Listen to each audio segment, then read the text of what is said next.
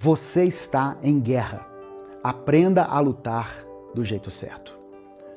Bom dia, boa tarde ou boa noite. Independentemente do horário que você está me ouvindo, seja muito bem-vindo, seja muito bem-vinda ao Minuto de Reflexão. Hoje eu vou falar sobre aquela guerra silenciosa que acontece dentro de você todo santo dia. Que nesse momento você encontre clareza, força e coragem para vencer a batalha mais difícil, a batalha contra você mesmo. Eu me chamo Edivaldo Oliveira e talvez você me conheça do canal Minuto com Deus.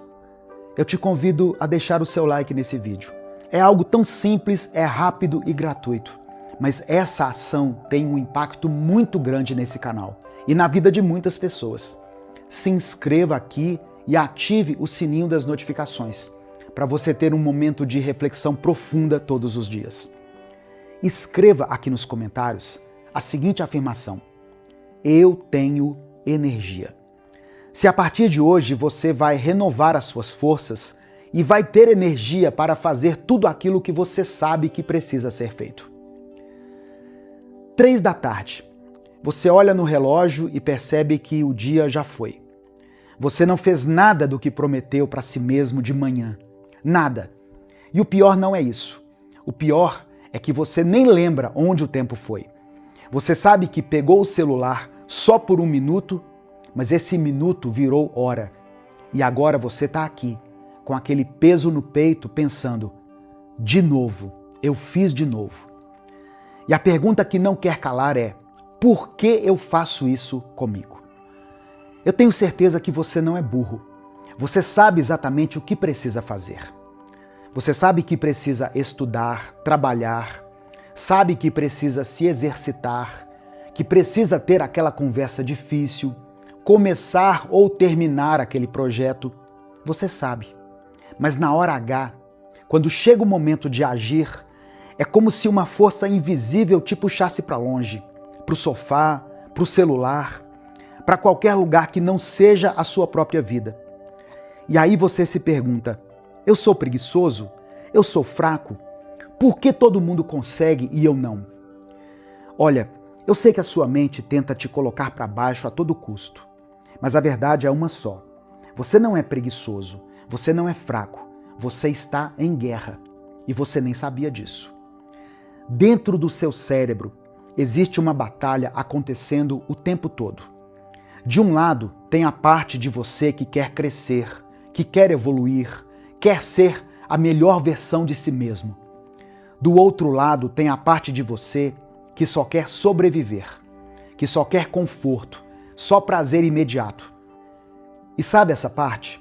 Ela é muito, muito mais forte do que a outra. Porque o seu cérebro foi programado para isso, para buscar prazer e evitar a dor. E o problema é que no mundo de hoje, o prazer está a um clique de distância.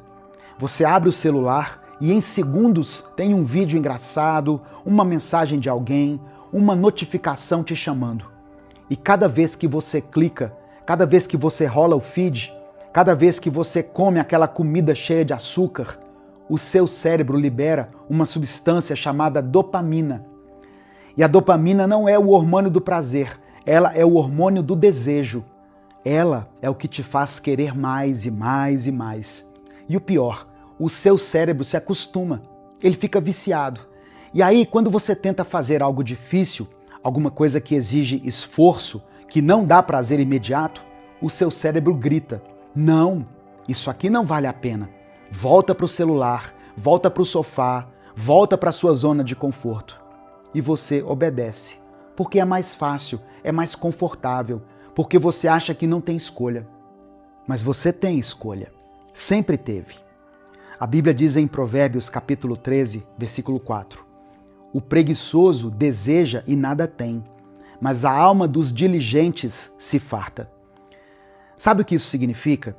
Que todo mundo tem desejo, todo mundo deseja, todo mundo quer uma vida melhor, quer ser saudável, produtivo, realizar coisas, mas só quem age, só quem faz o que é difícil, só quem enfrenta o desconforto é que alcança. E eu sei que você talvez está pensando assim: eu não consigo. Eu já tentei 1000 vezes e sempre desisto. Eu sei e eu te entendo. Mas deixa eu te fazer uma pergunta. Você já parou para pensar que talvez você esteja tentando do jeito errado? Porque a maioria das pessoas tenta mudar a vida inteira de uma vez. Elas acordam num dia e decidem: a partir de hoje eu vou acordar às 5 da manhã, fazer exercício, comer só comida saudável, estudar 3 horas por dia, meditar, orar. Vou ser uma pessoa completamente diferente. Só de falar a gente cansou, né? Sabe o que acontece? Em 2 dias elas desistem, porque o cérebro não aguenta. A mudança é grande demais, a resistência é muito forte. Então qual é a solução? Começar pequeno, ridiculamente pequeno. Tão pequeno que o seu cérebro nem perceba que você está mudando. Você quer começar a se exercitar? Não comece com 1 hora de academia. Comece com 1 minuto, literalmente. Coloque o tênis, só isso. Não precisa nem sair de casa, só coloca o tênis. Porque o cérebro não resiste a pequenas vitórias.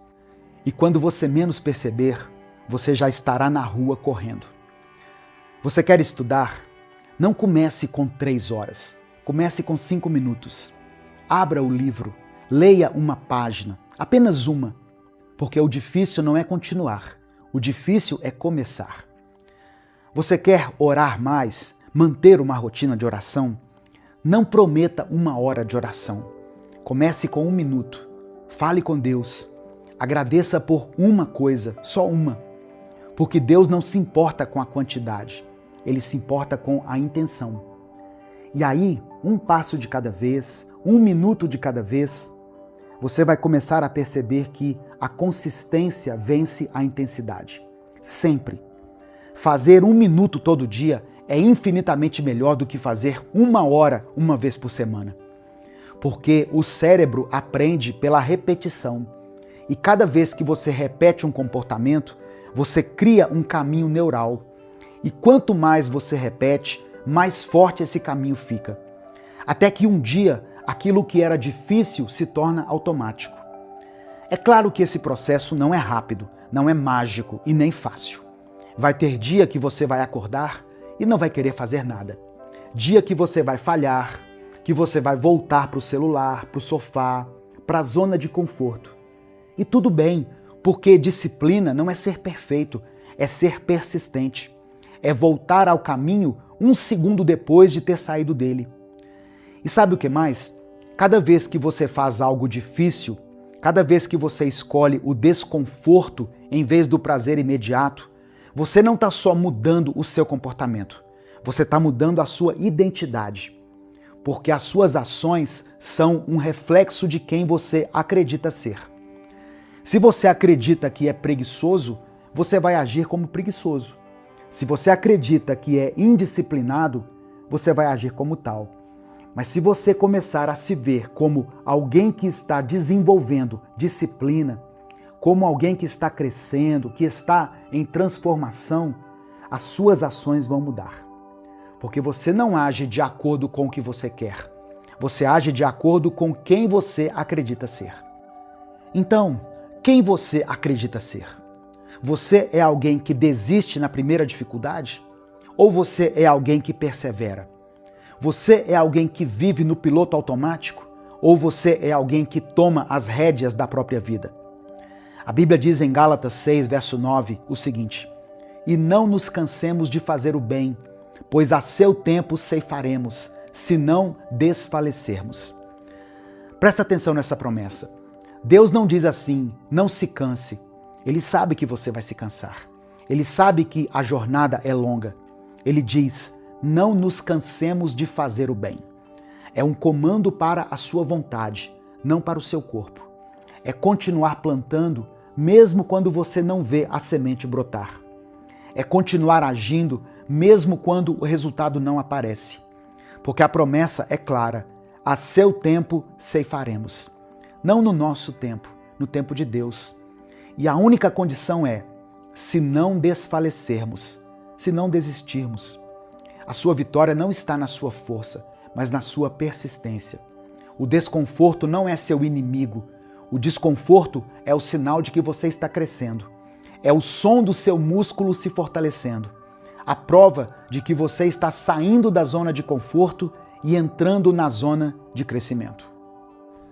Então, da próxima vez que você sentir aquele aperto no peito, aquela vontade de desistir, aquela voz na sua cabeça dizendo: isso é difícil demais, você vai parar e vai dizer: eu sei, e é exatamente por isso que eu vou continuar.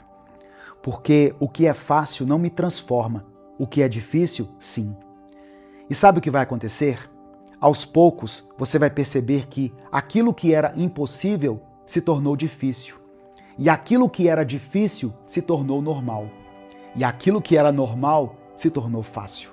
E quando você olhar para trás, você vai perceber que se tornou uma pessoa completamente diferente. Mas tem um último ponto que eu preciso te falar.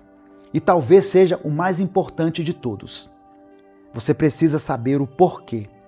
Porque se você não tem um propósito maior, se você não tem uma razão forte o suficiente, você vai acabar desistindo. Sempre. Por que você quer mudar? Por que você quer ser disciplinado? Por que você quer fazer o que é difícil? Se a sua resposta for porque todo mundo faz ou porque eu deveria, você não vai conseguir. Mas se a sua resposta for porque Deus me chamou para algo maior, porque eu tenho uma família que depende de mim, porque eu quero deixar um legado, aí sim você vai ter força para continuar. Porque no final das contas, a vida não é sobre prazer, é sobre propósito. E o propósito exige sacrifício, esforço, exige que você faça o que é mais difícil. Então, eu te pergunto, qual é o seu propósito? O que Deus colocou no seu coração? O que você está adiando? O que você está deixando para depois? O que você sabe que precisa fazer, mas não faz? Amanhã, quando você acordar, você vai ter uma escolha. Você pode continuar vivendo no piloto automático, deixando o cérebro te controlar, deixando a dopamina te viciar, a vida passar, ou você pode dar o primeiro passo. Pequeno, como eu disse, ridiculamente pequeno, mas um passo. E eu te garanto, esse passo vai mudar tudo. Eu te convido a escrever nos comentários, se você não escreveu antes: eu tenho energia. E agora eu vou te falar a sugestão de oração de hoje. Repita comigo, ou apenas pensa aí na sua mente a seguinte oração: Pai, eu venho diante de Ti nesse momento, reconhecendo que muitas vezes eu tenho sido o meu próprio inimigo. Eu sei o que preciso fazer, mas não faço. Eu desejo mudar, mas não ajo. Senhor, eu te peço perdão por ter desperdiçado tanto tempo, tanta energia, tantas oportunidades. Eu te peço forças para começar, para dar o primeiro passo, fazer o que é difícil. Senhor, eu sei que o desconforto é parte do crescimento. Eu sei que a disciplina exige sacrifício, mas eu também sei que o Senhor está comigo, que o Senhor me fortalece, me capacita. Então eu te peço, me dá coragem para enfrentar essa batalha contra mim mesmo. Me dá sabedoria para começar a fazer coisas pequenas, consistência para não desistir. E me dá um propósito maior, que me mantenha firme quando a vontade de desistir vier. Eu coloco a minha vida, os meus sonhos, os meus objetivos em Tuas mãos. Que o Senhor me transforme de dentro para fora. Em nome de Jesus, amém. Hoje eu quero ler duas passagens bíblicas. A primeira está no livro do profeta Jeremias, no capítulo 32, versículo 27. Eu sou o Senhor, o Deus de toda a humanidade. Há alguma coisa difícil demais para mim? A segunda passagem está no Evangelho de Mateus, capítulo 14, versículos 28 e 29. Diz assim: Senhor, disse Pedro, se és tu, manda-me ir ao teu encontro por sobre as águas. Venha, respondeu ele. Então Pedro saiu do barco, andou sobre a água e foi na direção de Jesus. Irmãos, esses versículos nos ensinam algo que vai transformar a nossa perspectiva hoje. O primeiro diz que nada é impossível para Deus. O segundo que eu li nos mostra que Deus nos chama para fazer o impossível junto com Ele. Pessoas que não conhecem a Deus realizam grandes coisas o tempo todo, mas Deus não nos chamou apenas para fazer coisas grandes. Ele nos chamou para fazer coisas impossíveis. Você entende isso? A fé começa onde o poder do homem termina. Você pode estar enfrentando uma situação financeira devastadora, um diagnóstico médico terrível ou uma dor emocional profunda. Parece que é impossível passar por isso. E de fato, você sozinho ou você sozinha não tem forças para passar por essa situação. Mas Deus não depende da sua força ou dos seus recursos para agir. Deus quer fazer o impossível acontecer exatamente quando o poder humano termina. Pensa nisso. Quando você se depara com uma coisa impossível, a primeira reação humana natural é o pânico, o desespero. Você diz: ó Senhor, o que eu vou fazer? Mas essa é a pergunta errada. A pergunta certa não é o que eu vou fazer, mas sim o que o Senhor vai fazer. Jesus nunca é pego de surpresa. Essa crise pode ter te pegado de surpresa, mas ela não surpreendeu a Deus. Deus já tem escrito todos os dias da sua vida. Ele sempre tem um plano para as suas circunstâncias aparentemente impossíveis. Talvez você esteja se perguntando assim: por que eu estou sofrendo tanto? Por que eu sinto que tudo para mim é mais difícil? Sabe, irmãos, às vezes Deus permite a dificuldade não para nos destruir, mas para nos transformar. Eu e você somos o barro e Deus é o oleiro. As dificuldades, os problemas, são as ferramentas que Ele está usando para nos moldar. E é nesses momentos dolorosos que Deus nos chama para fora do barco. Ele nos convida a confiar, a parar de tentar consertar o impossível com as nossas próprias mãos e deixar que Ele te proteja durante a tempestade. E isso me leva de volta para aquela história de Pedro, lá em Mateus, no capítulo 14. Jesus mandou os discípulos entrarem no barco e irem para o outro lado. De repente, eles se encontram no meio de uma tempestade terrível. Foi Jesus que colocou eles no barco. Eles estavam obedecendo a uma ordem dele e ainda assim foram atingidos por uma tempestade. E então, na quarta vigília da noite, Jesus vem andando sobre o mar.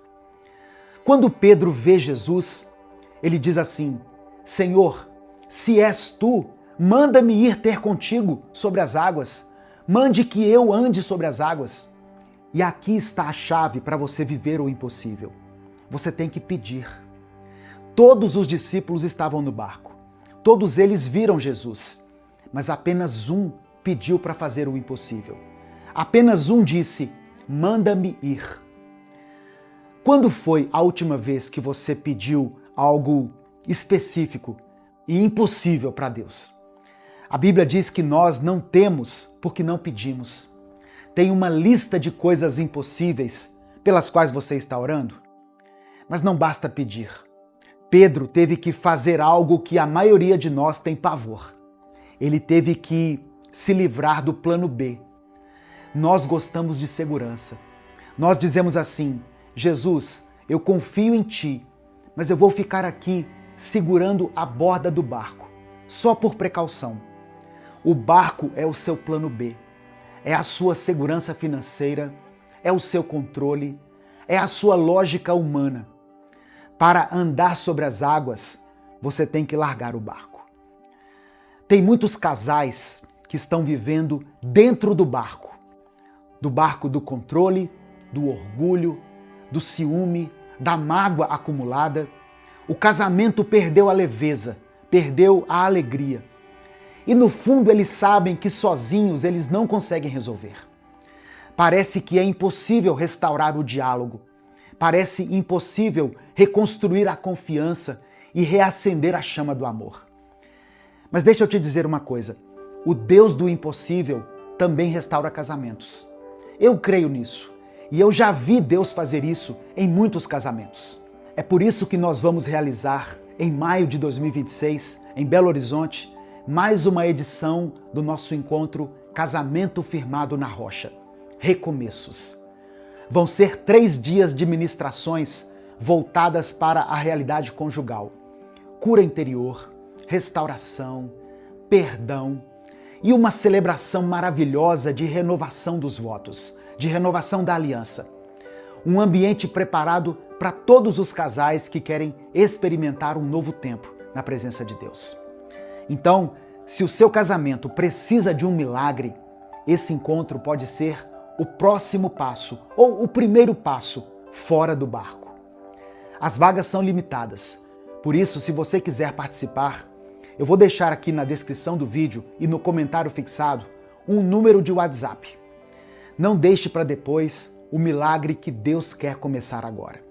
Sua família é o seu maior tesouro. Saiba disso. Aliás, ela é o seu único tesouro, então invista nela. Muitas pessoas acham que Pedro falhou porque afundou, mas teve 11 outros fracassos maiores naquela noite. Os homens que nunca saíram do barco. Você pode ter fé ou pode ter controle, mas você não pode ter os dois.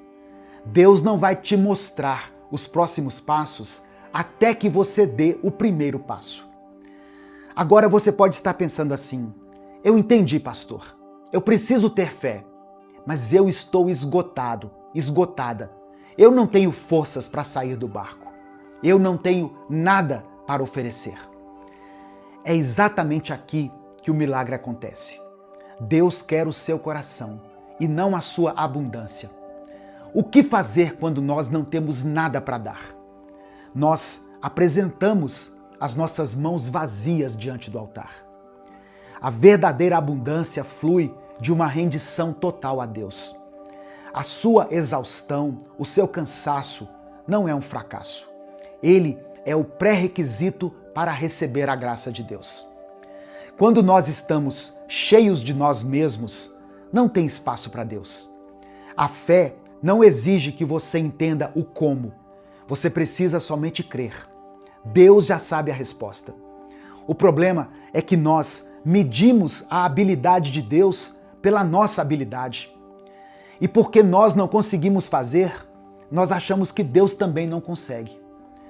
Mas olha o que aconteceu, por exemplo, com os pães e peixes que os discípulos trouxeram até Jesus. Eles foram multiplicados, lembra? E ainda sobraram 12 cestos cheios. Jesus queria que eles lembrassem para sempre daquele momento. Às vezes eu fico imaginando os discípulos falando disso, sabe? Anos depois de Jesus ter subido aos céus. Naquele dia, Jesus fez um milagre tão grande que houve sobras. Lembra disso, Pedro? Lembra disso, João? Deus quer transformar a sua vida. Meu irmão, minha irmã, Ele quer transformar a sua escassez em abundância. A tempestade que está acontecendo agora na sua vida não te impede de clamar e pedir que Deus faça o impossível. A tempestade não controla o poder de Deus. O poder de Deus é que controla a tempestade. Então, diante dessa palavra, onde você está hoje? Jesus ficaria maravilhado com a sua fé ou com a sua falta de fé? Ele olhou para o centurião romano e se maravilhou com a fé dele. Mas na sua própria cidade, ele se maravilhou com a incredulidade do povo. Deus tem o melhor plano possível para a sua vida. Saiba disso. Mas a única maneira de fazer esse plano funcionar é se você abrir as mãos, render sua vida a Ele e entregar-se totalmente. A maioria das pessoas vive com a vida em seus próprios punhos cerrados, assim, ó. Este é o meu plano, o meu dinheiro, a minha vida. Você precisa soltar, desapegar, sabe? Para você andar sobre as águas, vai ser preciso descer do barco. Escreva aqui nos comentários o seu pedido de oração. Escreva também o nome daquela pessoa pela qual você está intercedendo. Nós vamos orar juntos por ela. Vamos entregar tudo isso na presença do Senhor. E se você está disposto a viver essa palavra na sua vida de uma forma prática, escreva aqui nos comentários assim: Deus do impossível. Amém? Vamos falar com Ele nesse momento. Pai, nós te agradecemos por mais esse dia. Te louvamos porque o Senhor nos deu fôlego de vida para respirar. O Senhor nos deu um coração que bate e que anseia por Ti. Nós te agradecemos pelo pão de cada dia, que mesmo em meio às dificuldades não tem nos faltado. Obrigado, Senhor. Nós entregamos esse dia nas Tuas mãos e declaramos que confiamos em Ti e nas Tuas promessas para as nossas vidas. Pai, nos perdoa por cada um dos nossos pecados. Nos perdoa por todas as vezes em que nós tentamos controlar o impossível com as nossas próprias mãos. Nos perdoa por todas as vezes em que duvidamos do Teu poder. Nos limpa, Pai, nos purifica. Nós somos pecadores, somos miseráveis pecadores e por isso precisamos da Tua misericórdia todos os dias. Hoje nós apresentamos ao Senhor as nossas mãos vazias. Nós não temos mais recursos, não temos força, nós não temos solução, mas nós temos fé no Senhor. Nós cremos que Tu és o Deus do impossível. Cremos que nada é difícil demais ou impossível para o Senhor. Por isso nós te pedimos, opera um milagre na nossa vida hoje. Nós queremos te entregar aquela situação financeira que parece sem saída. Nós queremos entregar ao Senhor aquele relacionamento que parece morto. Nós entregamos a Ti aquele diagnóstico médico que nos trouxe medo. Nós entregamos ao Senhor aquele filho rebelde, aquela dor emocional profunda. Senhor, nós não sabemos o que fazer, mas os nossos olhos estão postos em Ti. Nos ensina, Pai, a sair do barco. Nos ensina a largar o nosso plano B. Nos ensina a confiar em Ti, mesmo quando a tempestade está caindo sobre nós. Nos dá coragem para pedir o impossível. Nos dê coragem para dar o primeiro passo. E quando nós começarmos a afundar, estende a Tua mão e nos segura, nos puxa de volta. Eu apresento ao Senhor cada pedido de oração que foi colocado aqui. Ó Deus, o Senhor conhece essa pessoa. O Senhor sabe o nome dela. O Senhor sabe a história dela e a luta que ela tem travado. Visita essa pessoa que está cansada e sem forças. Visita essa irmã que tem chorado em silêncio. Alcança essa família que precisa de restauração. Toca essa vida que está clamando por cura, por direção e paz. Multiplica o pouco que eles têm. Transforma a escassez em abundância. Opera um grande milagre, Deus, para que eles nunca mais duvidem do Teu poder. Que a Tua paz guarde a mente e o coração de cada um agora. Que ninguém saia desse momento aqui da mesma forma que entrou. Nós entregamos tudo em Tuas mãos e nós confiamos que o Senhor está no controle de todas as coisas. Nós escolhemos viver como discípulos de Jesus, crendo no impossível, mesmo que o mundo não entenda. Nós te agradecemos, Pai, porque sabemos que o Senhor já está agindo. Nós cremos na vitória. É no nome do Teu Filho Jesus que nós oramos e por isso desde já te agradecemos. Amém. No ventre de uma mãe havia 2 bebês. E um perguntou ao outro: "Você acredita em vida após o parto?" E o outro respondeu: "É claro, tem que haver alguma coisa após o parto. Talvez nós estejamos aqui justamente para nos prepararmos para o que virá depois." O primeiro bebê riu e disse: "Bobagem, não há vida após o parto. Se houvesse vida após o parto, que tipo de vida seria essa?" O segundo bebê pensou um pouco e respondeu: "Eu não sei exatamente, mas com certeza haverá mais luz do que aqui.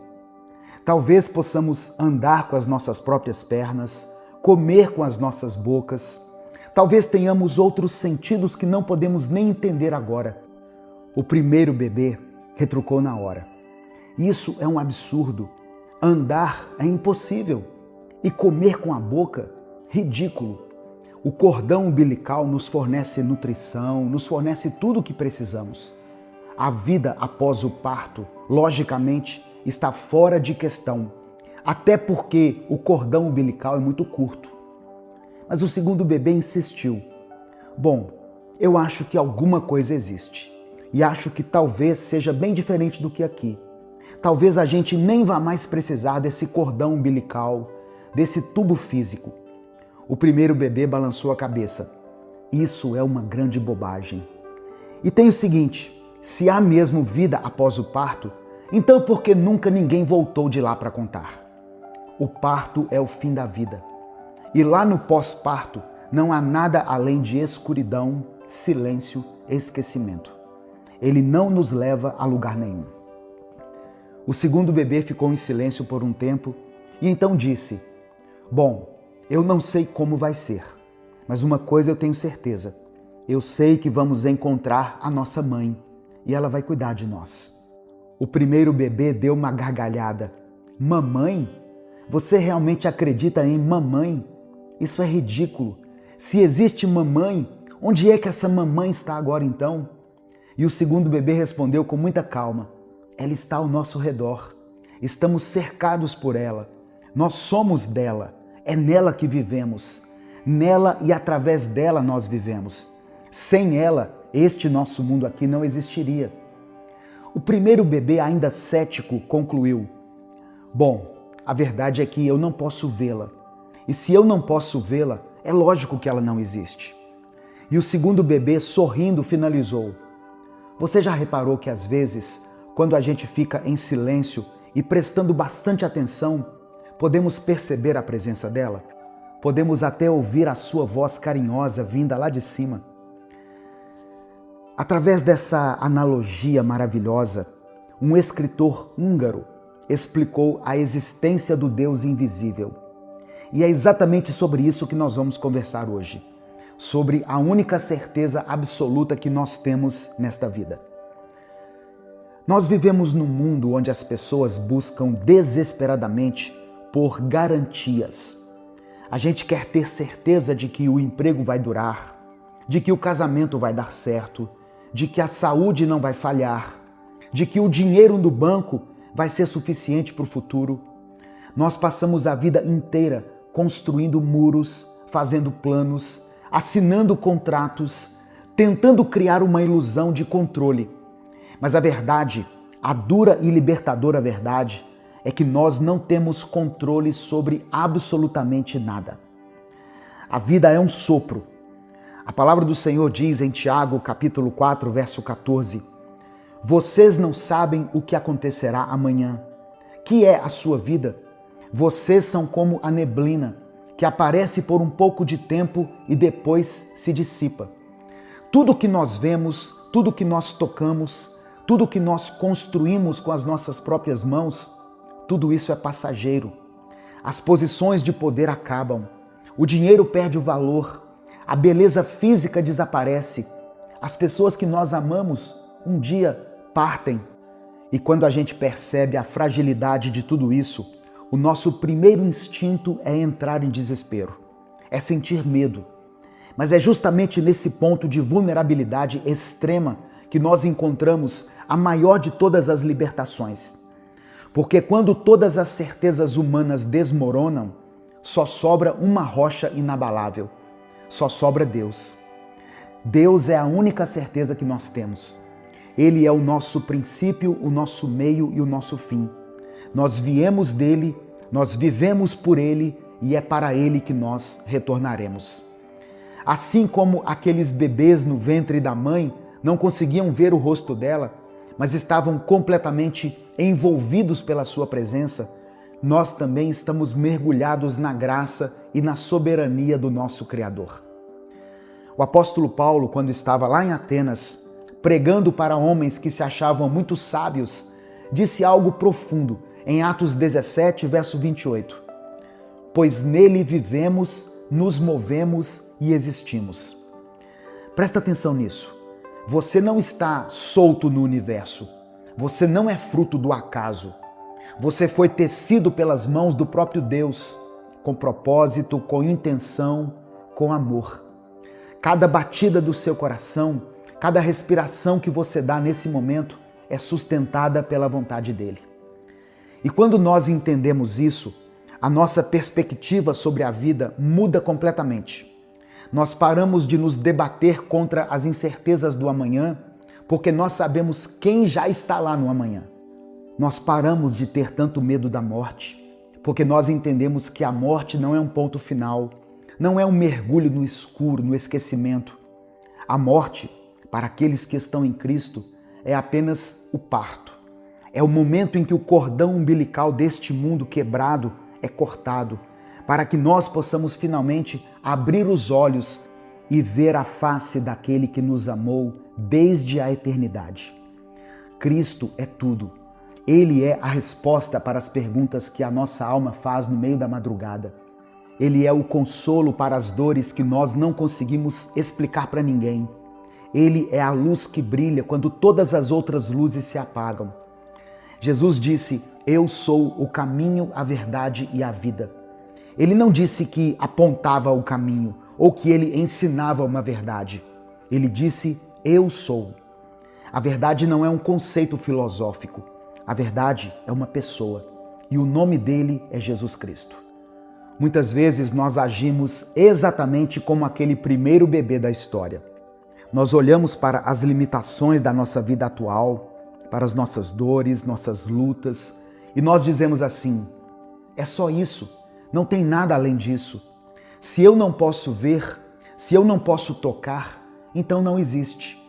Nós nos apegamos tanto ao nosso cordão umbilical, que são as nossas seguranças terrenas, o nosso orgulho, a nossa autossuficiência, que nós esquecemos que fomos criados para algo infinitamente maior. Nós fomos criados para a eternidade.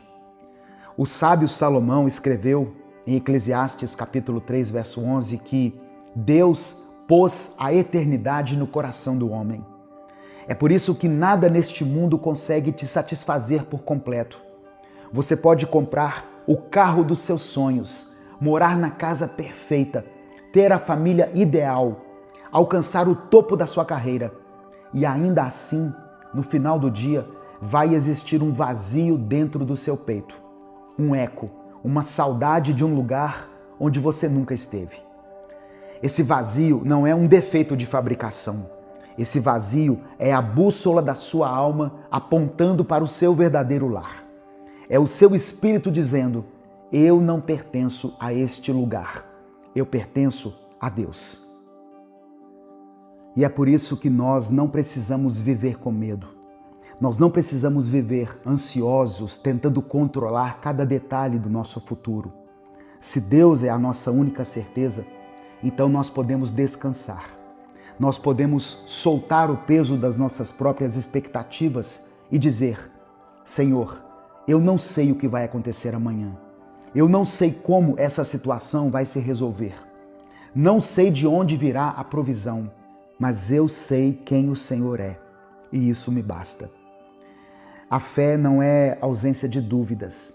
A fé não é ter todas as respostas mastigadas e explicadas. A fé é a confiança absoluta no caráter de Deus, mesmo quando as circunstâncias ao nosso redor não fazem o menor sentido. É como o segundo bebê da história que dizia: eu não sei como vai ser, mas eu sei que ela vai cuidar de nós. Você consegue ter essa confiança hoje? Consegue olhar para o céu e dizer: Pai, eu não entendo o que o Senhor está fazendo, mas eu confio em Ti?